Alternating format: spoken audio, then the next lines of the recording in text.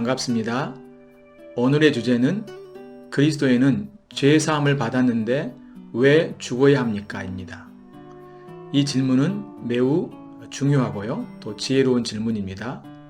성경은 죄의 싹은 사망이라고 합니다. 죄 때문에 모든 사람이 죽는 거죠. 그러면 죄의 사함을 받으면 죽지 않는다라고 말할 수 있을 것입니다. 죽음의 원인인 죄가 제거되면 신자들은 죽지 않고 살 수 있는 것이죠. 그런데 왜 신자들은 여전히 죽습니까? 여기서 우리는 죽음의 의미를 생각해 봐야 합니다.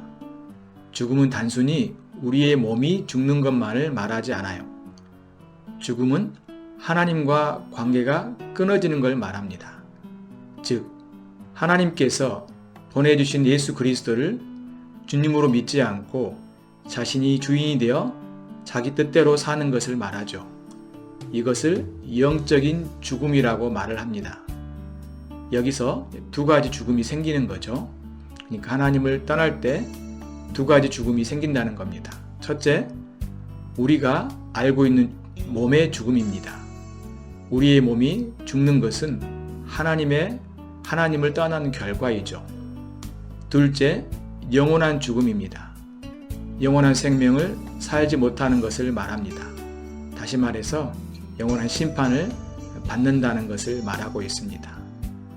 요약하면 사람들이 하나님을 믿지 않고 떠나기 때문에 몸이 죽고 영원한 심판의 장소인 지옥으로 떨어진다는 걸 말합니다.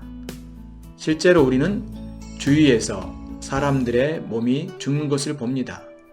또한 앞으로 하나님을 믿지 않는 사람들은 영원한 심판을 받게 될 것을 볼 수 있을 것입니다.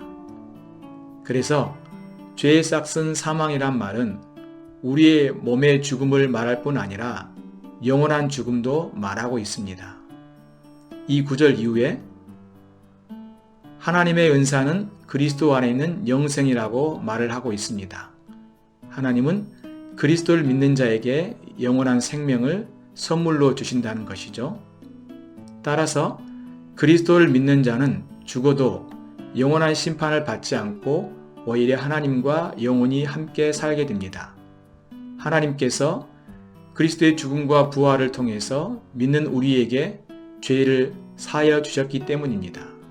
신자는 그리스도의 구속으로 우리의 죄가 사해져 영원한 죽음이 해결되는 것입니다. 그런데 한 가지 남아있는 것이 있죠. 무엇입니까?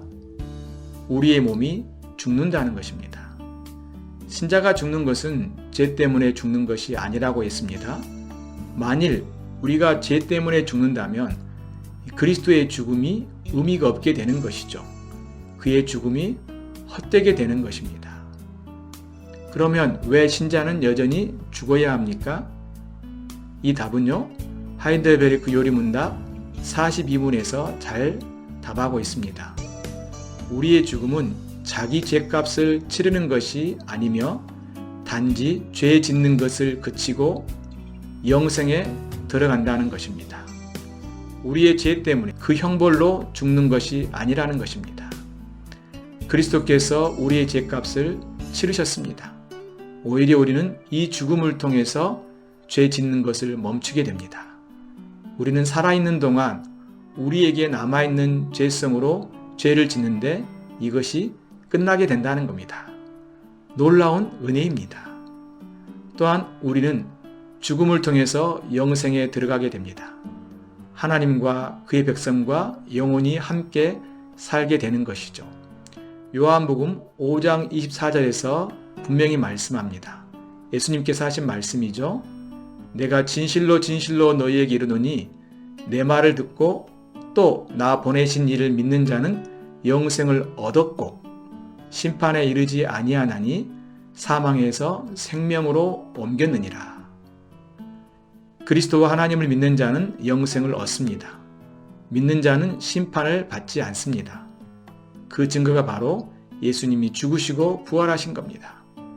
우리는 예수님께서 부활하심으로 우리 영혼이 살아나고 우리의 몸이 부활하고 이 부활한 몸으로 영원토록 그의 나라에서 살게 됩니다. 따라서 그리스도인의 죽음은 제사함을 받지 못한 결과가 아닙니다. 하나님의 형벌도 아닙니다.